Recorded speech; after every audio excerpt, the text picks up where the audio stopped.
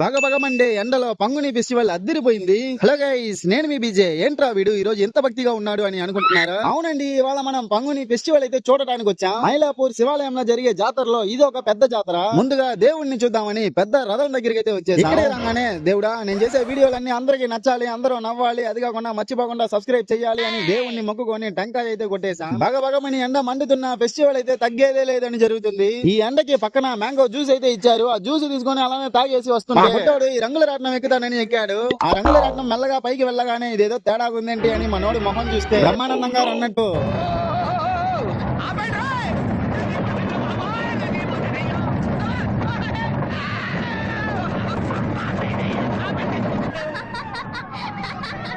అని దిగేశాడు. నాకైతే భలే నవ్వు వచ్చింది. తర్వాత పీస్ మిఠాయి కావాలని పీస్ మిఠాయి తీసుకొని చిక్కంగా ఒక నవ్వు నవ్వాడు.